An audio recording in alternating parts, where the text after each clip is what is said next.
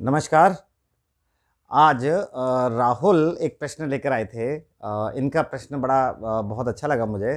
प्रश्न था कि ये जो हमारे यहाँ जनवरी, फरवरी, मार्च तो हम समझते हैं होते हैं, ये ग्रेगोरियन कैलेंडर जो है, इसके अलावा हमारा पंचांग भी है और फिर ये तीसरा ये रमज़ान आदि ये भी तो होते हैं। तो इन सब में कोई मतलब कोई संबंध है, तो गणितीय संबंध है। तो बहुत अच्छा मुझे ये प्रश्न लगा, तो मैं इसका उत्तर देना चाहूँगा कि देखिए क्या-क्या अंतर हैं हमारे इन पंचांगों में। पहली बात संबंध मैं बताता हूँ कि जो ग्रेगोरियन कैलेंडर है, वह 365 दिन दशमलव 2245 दिन का वर्ष होता है। पूरा जो वर्ष है वो 365 दिन 6 घंटे और आप मान लीजिए इतना उनका एक वर्ष का मान होता है।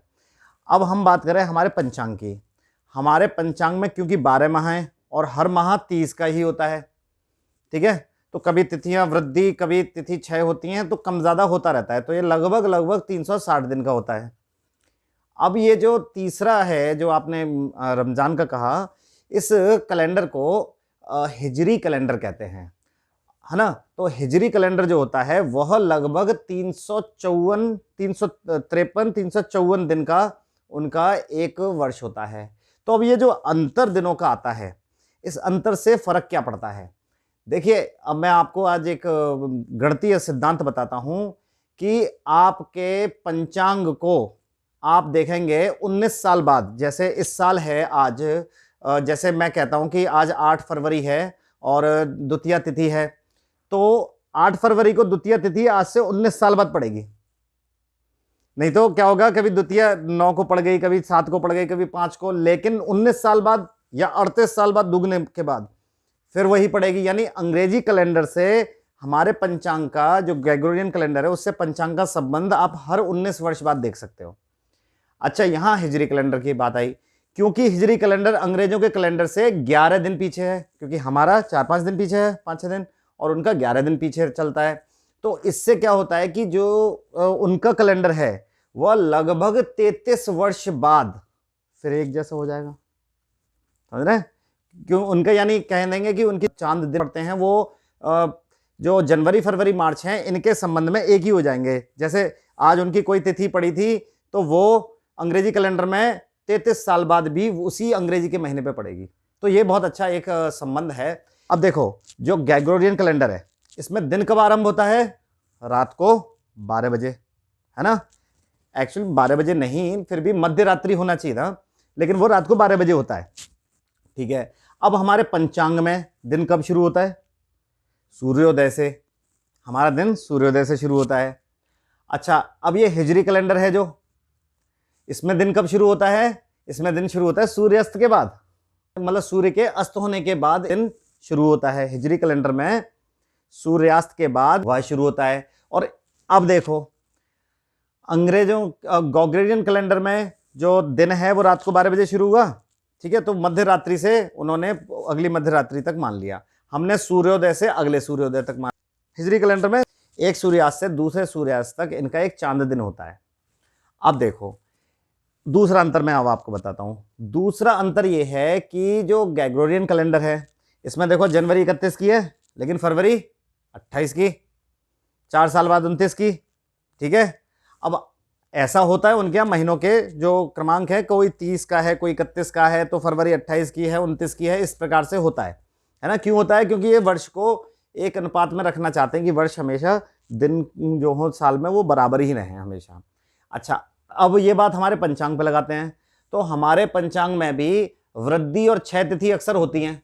मैंने आपको तिथि वाले एक वीडियो में पूर्ण रूप से यह बताया है कि तिथियों की गणना कैसे होती है। तो कभी कभी क्या होता है कि कोई तिथि 2 सूर्योदय तक रहती है, तो वो वृद्धि तिथि, यानी उस साल वो एक दिन एक्स्ट्रा हो गया, 360 के ऊपर 361 हो गया, है ना? अगर साल में 5 ऐसी वृद्धि तिथि पड़ गई तो 365 दिन हो गए।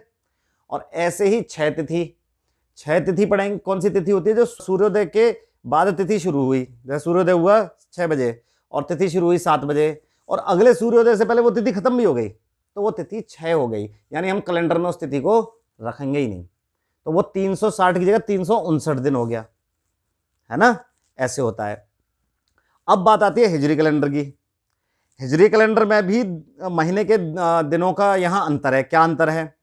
उनके यहाँ क्या होता है कि उनके यहाँ एक महीने में होते तो 30 ही दिन है, लेकिन उस 30 दिन के साथ एक चीज और होती है कि उनका यह नियम है कि वो जो 30वां दिन होगा, उस दिन अगर उन्होंने चांद देख लिया तो महीना 29 दिन का है, और उस दिन चांद नहीं दिखा तो महीना 30 दिन का है।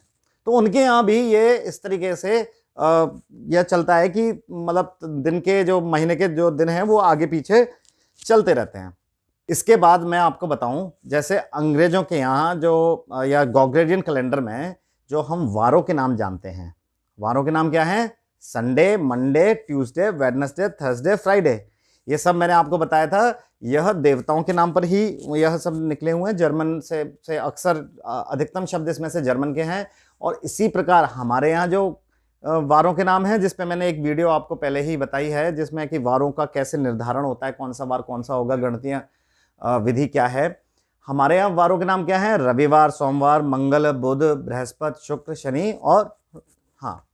अच्छा, अब इनके यहाँ देखिए जो हिजरी कैलेंडर होता है, इसमें वार यौम अल अहद, ये होता है इनका रविवार, हमारा रविवार, और उर्दू में इसे इतवार बोलते हैं। ये अरबी का नाम था। अच्छा, दूसरा होता है अल इथनायन, ठीक है, हमारे यहाँ जो सोमवार है, और इनके यहाँ जो उर्दू में बोलते हैं वो बोलते हैं पीर। तो इस प्रकार से वारों के नाम भी अलग अलग हैं, है ना। अच्छा, अब मैंने आपको जो अंतर बताया वो दिन का बताया कि सूर्योदय सूर्यास्त से क्या संबंध है सबका। अच्छा, इसके बाद मैंने महीनों का भी बताया, महीनों के क्रम नंबर ज़्यादा, दिन जो महीने में जितने भी दिन है वो कम या ज़्यादा होते हैं। फिर मैंने वार का भी बताया कि वार का इन तीनों में क्या संबंध है। अब देखिए कि अब जो कैलेंडर जो हम फॉलो करते हैं अंग्रेजी वाला, जनवरी, फरवरी, मार्च, मैंने इसका इतिहास क्या है? पहले ये जूलियन कैलेंडर था, उसको शुद्ध करके ग्रेगोरियन बोल दिया। तो इसको बनाने वाले ग्रेगोरियन के अनुसार चलता है ये। अच्छा, हमारा जो पंचांग है वो विक्रमादित्य के नाम से चलता है ना। अभी जो संवत चल रहा है विक्रमादित्य, या हमारे यहाँ शक संवत भी चलता है, वो शालिवाहन राजा जो थे उनके नाम से चलता है ना। जैसे हिजरी में, हिजरी कैलेंडर जो होता है ये अरब से चलता था। और अरब से क्यों चला था कि कुछ एक युद्ध की कहानी है कि कोई युद्ध हुआ था जिसमें कोई योद्धा जो था वो हाथियों का झुंड लेके आया था युद्ध करने के लिए, और वो हार गया। जिसे आम अल फील कहते हैं, यानी हाथियों का वर्ष, तब से ये शुरू हुआ है ना। 1444वां अभी हिजरी चल रहा है, और संवत कौन सा चल रहा है? 2079, है ना। और अंग्रेजी कैलेंडर 2023। तो ऐसे मैंने एक प्रयास किया था आप लोगों को अंग्रेजी कैलेंडर, ग्रेगोरियन कैलेंडर, पंचांग और हिजरी कैलेंडर में एक संबंध बताने का। अच्छा, एक प्रश्न और मेरे पास कल आया था मथुरा से, हमारे एक श्रीमान जी हैं, उन्होंने एक प्रश्न किया था कि वो डॉक्टर हैं एक्चुअली, तो उन्होंने कहा था इस चांद दिन पे थोड़ा प्रकाश डालिए कि चांद दिन क्या होता है। तो जैसे हमारे यहाँ अंग्रेजों के यहाँ डे बोलते हैं, है ना, इंग्लिश में क्या बोलते हैं? डे, एक दिन को डे।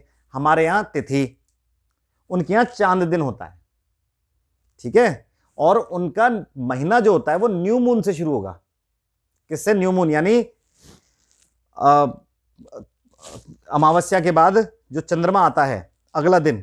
जैसे हमारा जो महीना शुरू होता है वो कृष्ण पक्ष की प्रथमा से शुरू होता है, पूर्णिमा के बाद, यानी चंद्रमा पूरा रूप ले चुके थे उसके अगले दिन घटने शुरू होते हैं, हमारा वहां से शुरू होता है ना। और 15 दिन बाद अमावस्या आ जाती है। इनका समझ लीजिए कि अंग्रेजों का जो है वो तो जनवरी से ही शुरू होता है, उसका ऐसा कोई संबंध नहीं है। परंतु हिजरी कैलेंडर में जो महीना होता है वो महीना अमावस्या के अगले दिन से शुरू होता है, क्योंकि नया चंद्रमा आया। एक चंद्रमा, मतलब सिद्धांत कुछ ऐसे कि चंद्रमा घटते घटते घटते खत्म हो गया और बढ़ते बढ़ते बढ़ने लगा। तो जब बढ़ना आरंभ करता है वो घट के, यानी कह सकते हैं कि हमारे पंचांग के अनुसार अमावस्या से अगले दिन इनका महीना शुरू होता है। तो ये अमावस्या अंत हम कह सकते हैं कि जो हिजरी कैलेंडर होता है वो अमावस्या अंत होता है ना। अमावस्या पे वो महीना खत्म हो जाएगा, और हमारा जो पंचांग है वह पूर्णिमा पे खत्म हो जाएगा, है ना। और जो ग्रेगोरियन है उसका इनसे कोई संबंध नहीं है कि कैसे सूर्य कहाँ कहाँ होंगे, क्योंकि सूर्य से की गति से इनका कोई संबंध नहीं है।